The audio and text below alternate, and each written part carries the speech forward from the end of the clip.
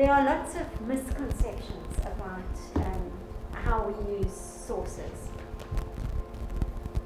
What does paraphrase mean? That's another little bone of contention with some students, because they feel that an adequate paraphrase is, right, here's a nice sentence taken from the source. Well, now I'll just find a synonym for this word and a synonym for that word, and then instead of it being in the active voice, I'll turn it into the passive, and then that's a paraphrase. That is not a paraphrase. And people get upset when their supervisors say that they're not actually doing the right thing, and they start to use the plagiarism word because they say, no, but I changed it. But if all you've done is sort of tweak it a little bit, that is not the idea. You need to think about it like this. You're reading something, you get ideas. It goes through your head, you write something. You're not writing what's there. You're writing your representation. I like that word, representation. The literature review is your representation of the field. What you say, your paraphrase, is your representation of somebody's idea. Okay. So you're working with the ideas and expressing the ideas. So if you're really tied to the text, and you're only sort of doing a little bit of mechanical tweaking to it, it's a problem. Some of you are laughing. I don't know whether you've, in your time as a researcher, have had to deal with some of these issues. We all had to learn to do this. Okay, and then when we're summarizing, when you sum up an article, or a key conclusion, or section of a source, where you say, make one sort of summarizing statement about it, you need to cite as well. Lots of citation. Does it sound exhausting? Especially the paraphrasing paragraphs. Okay. It's very difficult to paraphrase. It is difficult. Do you know why? It's because you don't want to change any person's idea altogether. I don't know if you can all hear that. What makes it difficult to paraphrase is you don't want to change the person's idea. So we kind of, the idea and the words are locked together. But in a way, we have to unlock those. And which is one of the reasons why I started talking about when you're making notes, when you're doing your literature review. At that point, I find for me, it's so easy when I'm just writing a few notes about an article because I want to remember, to pick out bits from the text, little phrases, and pop it down as a way of remembering what's in the text. But then when it becomes problematic is, I don't have the text anymore. I just have those words. Now, I want to put them into an article, or that idea into an article. Which were my words? Which were the words of the text? It becomes problematic. So it's really difficult, but important to, when you're writing notes on something, to try to write notes on the idea and not to take it from the text. Or if you've got two things, put it in quotes so you know, I've got to change this. Absolutely. But to indicate clearly. And I mean, sometimes you do want to quote because you think, well, this is nice, I might want to. Just like we had in the literature review, we saw that this was really kind of quite important for him to use the words because they helped set up the issue that he was dealing with. So to choose to quote would be important. But it's that thing about unlocking or unchaining, maybe that's the term to use, unchaining the idea in the words. Because the conventions of scholarship require us to do that, to work with people's ideas and not their words. Isn't it strange? We don't find this difficult at all in conversation. I mean, you know, the doctor, what the doctor said. I'm sure the doctor didn't use those words, but we know the sort of thing the doctor was saying, so we can put it in our own words. And somebody at law school, I once heard suggesting to students that if you are stuck with how to say something, Speak it. Don't try and write it. Say it to somebody or to some imaginary somebody or your dog or whatever. Now this is a very interesting idea you can tell your dog. You know, Tinto seems to be suggesting that. Now if you're talking to somebody and communicating it, you will have no difficulty finding your own words to put it in. It's somehow when we write, we feel chained to the words of the text. Moral of the story is, if you're going to be a good researcher, you better get a dog. Yeah. Are there any guidelines with regards to using direct quotes? How much is too much? How much can you use? Okay. Oh, this is so nice. Because for me, as I'm also doing my PhD and also I supervise, so most of my students usually use so much of direct quotes, and I tell them it's too much. Yeah. So, are there any guidelines with regards to direct quotes? I think sometimes that our students have got the message and we say, you've got to quote if you're using the words of the text. So then they start sort of quoting all over the place because that's actually what they want to say. And they haven't actually learned that quoting is rare. You don't quote a lot. And you have to have a good reason for quoting. So you do need to be engaging with the ideas and representing them in all those ways, reporting, let's leave out quoting for the moment, paraphrasing, summarizing. Mostly you're going to paraphrase. You're going to give your representation of people's ideas. Because there's so much of what they've written, and you are now wanting to give an account of it. You can't quote everything. So if people are quoting too much, then that's an indication that they are not producing their own argument. They're too dependent on the sources that they are using. So I think, to our students, we should probably be saying, look at journal articles. What's happening there? How often are people quoting? Look at those. We're not looking at the whole article, but there's very little quoting. In those 2 paragraphs, we saw, I think it was 2 quotes that were built into the text. So you really only quote, and I mean, please, the others of you who are kind of dealing with this, please chip in here as well. You quote if either this is a seminal writer that who really sort of has achieved an important understanding that everybody respects, then you might want to quote something that person has said, because it might be the last word or the ultimate important thing to say. If somebody has put something in such a way that you really can't get it, it's done, it's really special. Definitions, well, it depends. You see, it depends. Everything does in academic writing, it depends. If you've got a section on definitions and it's just a whole series of quotes, that might be problematic. There should be some discussion.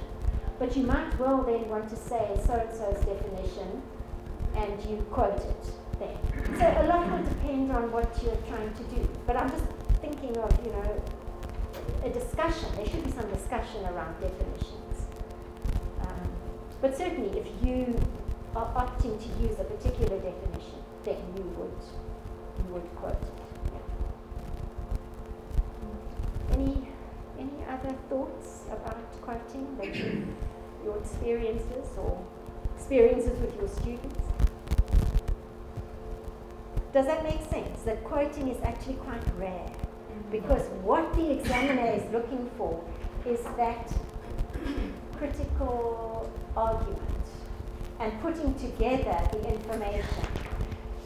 See, even just the selecting and the representing of the field, you are using it to build up towards an argument. But when you're doing expository writing, where you've got to pull together a whole lot of stuff and put it there, you can't be quoting, because you go on forever.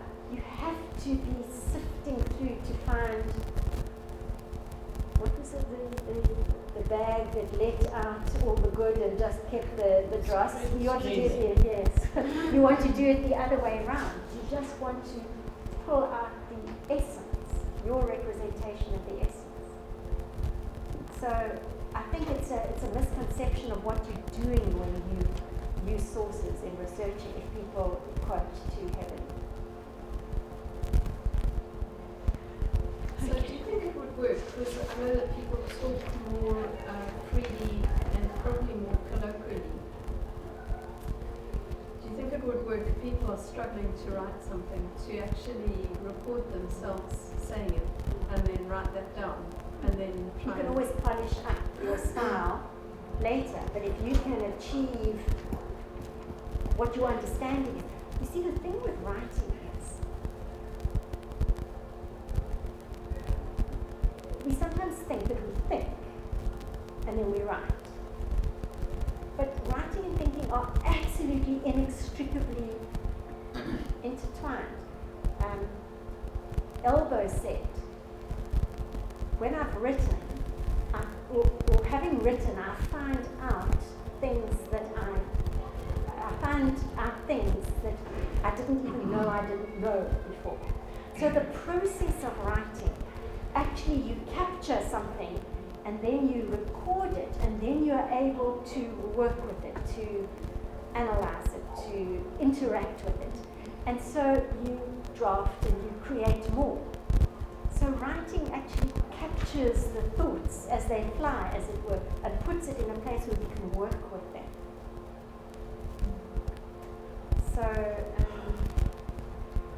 So you would need to capture the thought, put it down, and then you're able to work with that thought. But you're not working with the text, somebody else's text, which is where we go wrong with the plagiarism. Now you said that that's quite difficult to learn to do. Does it make sense to you what we're saying? So you'll have to report back. Tell us how it goes. Okay. But I do think that speaking is a much more spontaneous thing, and we're able to, without struggling, we're able to find words to express what, and then when we have it in writing, we're able to work with that and craft that, and so that we can achieve the purposes that we want to achieve. Also, when representing, say, probably conceptual frameworks or theories that do exist in probably in other literature, some people I know they really go ask for permission to represent the same thing. So how do you gauge what needs to be asked for? Okay, or rather the need to ask for permission. Maybe like if they draw it in your own way, then. Are you talking like a model? Yeah, for example, usually now you're doing your literature review. It's like a quotation. You cite it like a quotation. There's some examples in the texts here.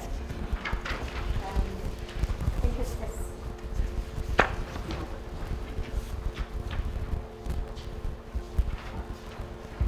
Okay, not page 4. That's the writer's own model. I think it's the third page.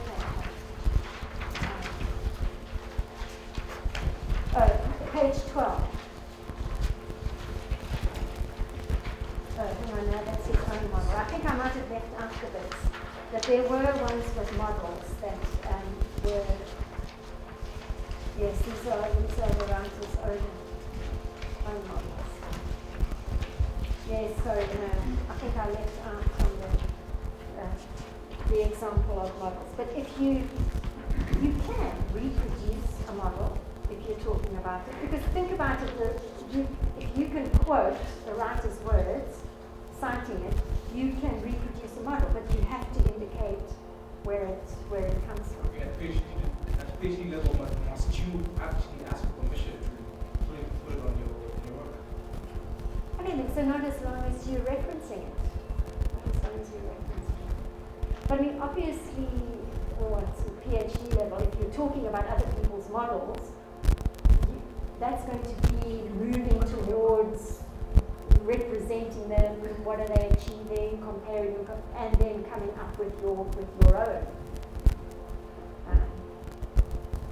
versions or representations of the model. Okay, so we rushed through to look at models, but there isn't actually anyone that isn't the writer's own model yet. But certainly it would be. I mean, I could have put in there graphs, diagrams, models from sources. We need to indicate statistics. Yeah, it's because I don't sort of feel I'm talking to a very scientific audience, but I should remember that I am. Some of us are using a more sort of scientific writing approach. So all those kinds of things you would have to reference.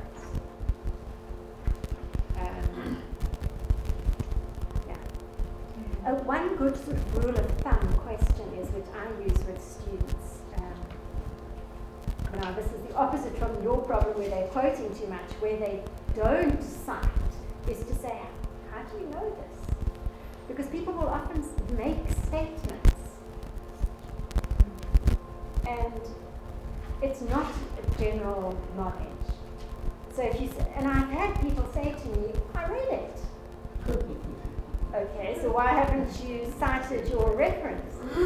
Oh, because I don't know where it came from. I just sort of read it. We've been talking, I've been reading it. I think I've read it in quite a yeah. So in academic writing, there's nothing per se as common knowledge. Now that's very interesting because it's a grey area as to what common knowledge is.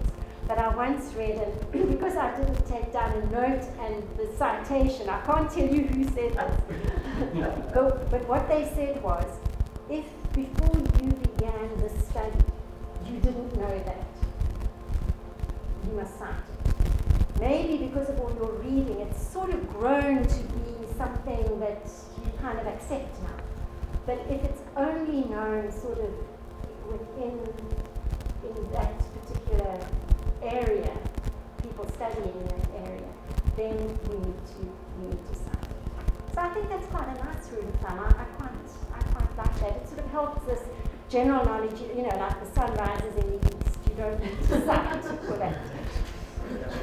But where does something stop being general knowledge and when does it become something that needs to be cited? Somebody I knew some years ago was writing a thesis, and her supervisor was quite wary about possible plagiarism. This was a doctoral thesis. And I happened to talk to her on the phone. I said, how's your doctorate going? She said, I'm going mad. My supervisor wants me to find somebody to cite because I've said that over the last few years there have been increasing, I can't remember exactly what, but something to do with in the schooling system, there have been increasing difficulties in the schooling system. She says, we all know that. But her supervisor said, no, I think you have to find an authority. So she spent weeks reading things to try and find somebody who'd said over the past few years. Anyway, so all of these things are matters of judgment. But I don't know whether I said this to you last time I saw you. I think I might have done that. You need to be conservative as a doctoral or master's student. Take the most conservative view.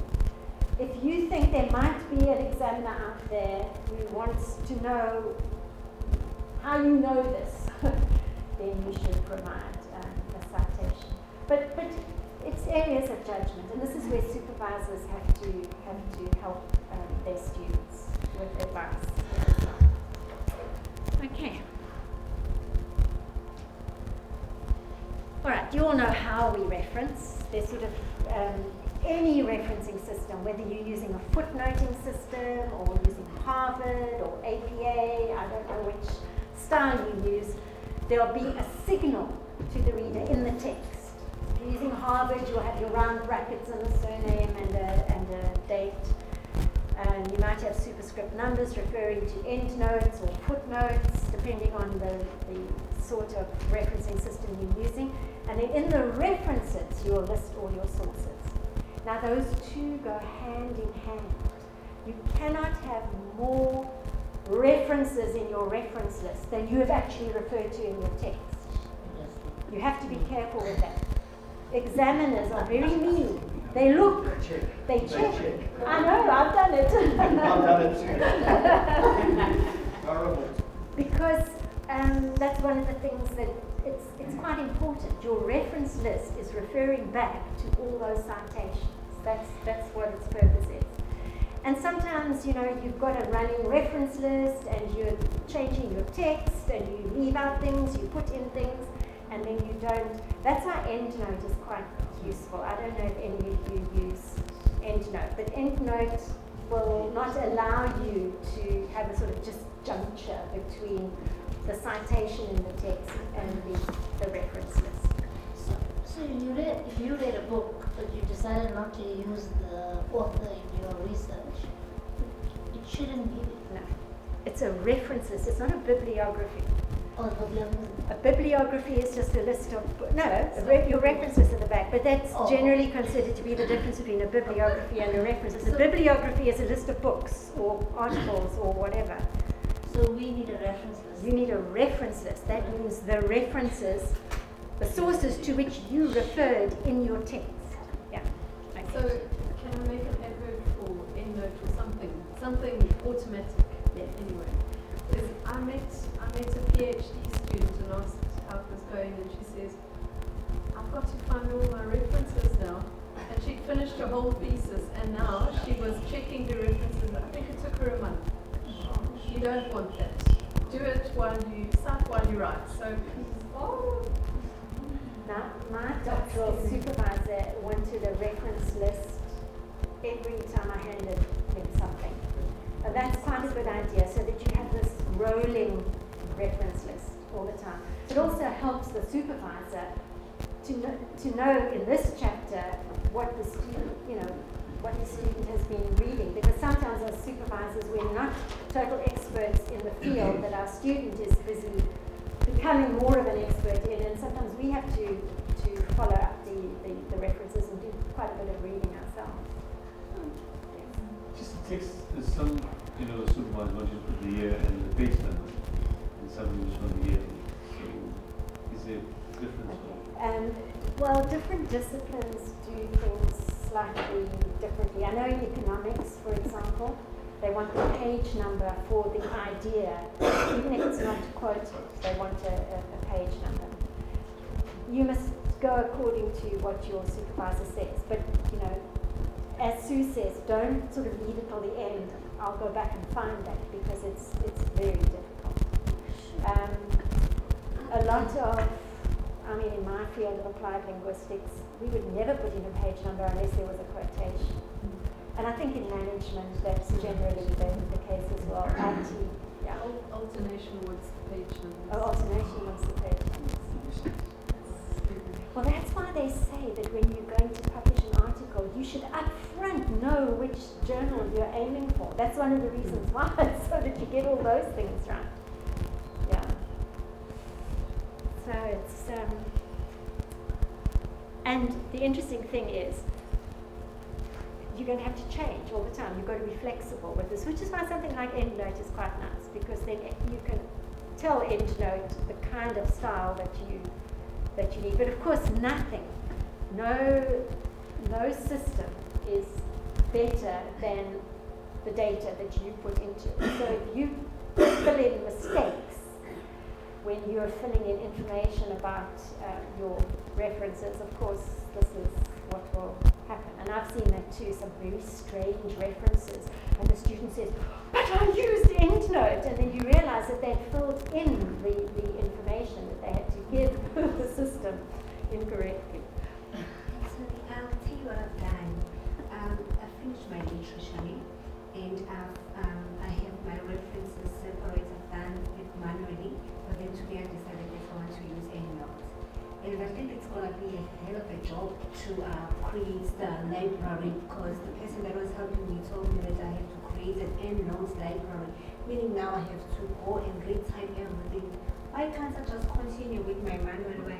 Because of my scary story. Because of my scary story. But I do have all my references and all that It separately. depends how much time you've got at the end. You come back to write.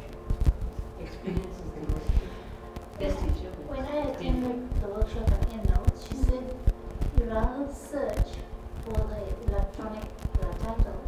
Search for those. She showed me Yeah. that as well, but I download think it. it's going to be too much work for me.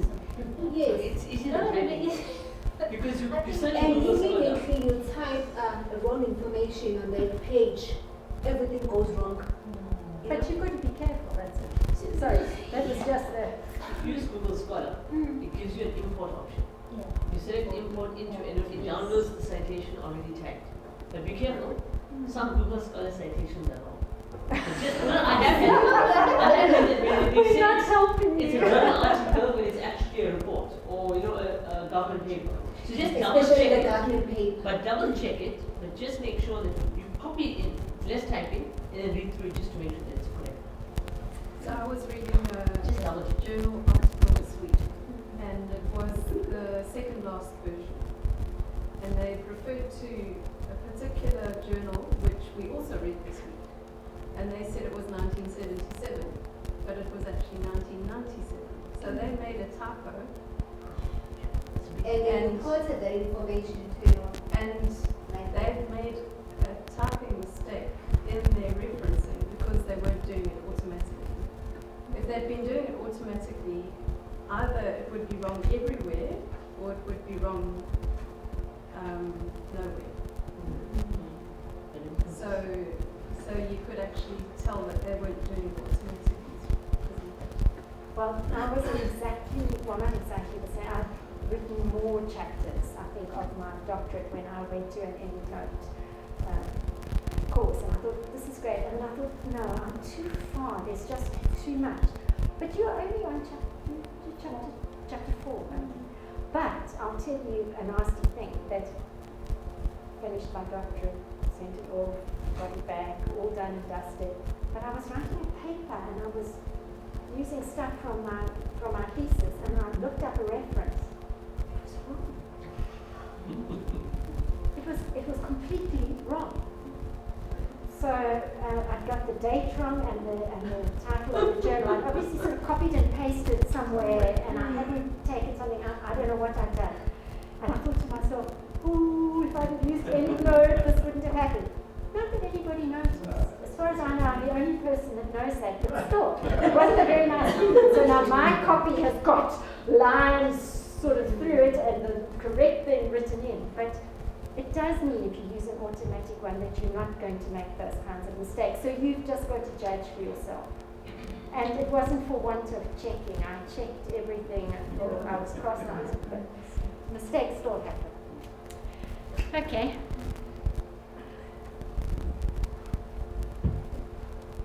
All right, actually, let's just have a look at some referencing here. I'm going to ask you to work in little groups now. Could we, are you three going to work together? The last time I asked people to choose what they wanted to do, they all did the same paragraph. So I'm going to appoint you to certain paragraphs. On page 2, starting on page 1, could you guys just look at, see where it says knowledge management? If you could look at that paragraph, and the next paragraph, and the next paragraph, and the next paragraph. That section, basically, on knowledge management as part of the literature review. And what I want you to do is have a look at it and just see what you think is happening, comment on the practices. Are you always, and the most important thing is, are you always clear as to whose idea this is? Is it the writer's idea, or does it come from somewhere else? Okay. And then if I can ask the three of you, would you do the human resources management and knowledge management section? That's on page 2. Over to page 3. If you can have a look at that.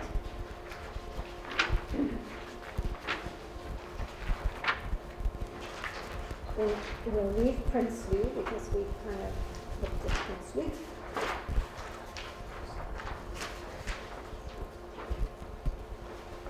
If then, Alina, do you want to work in all 4 together? Could you look at page 12, the section that begins organizational culture? Or you could do it in 2 twos if you like, and 2 of you do organizational culture and 2 of you do learning organization. Would you like to do that? So 2 of you do so learning organization on page 13.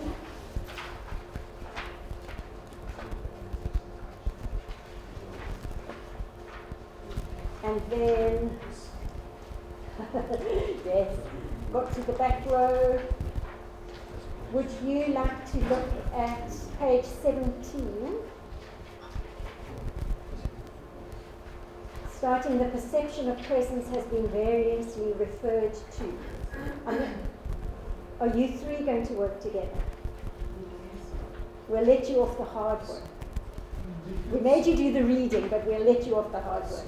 So if you 3 could look at the perception of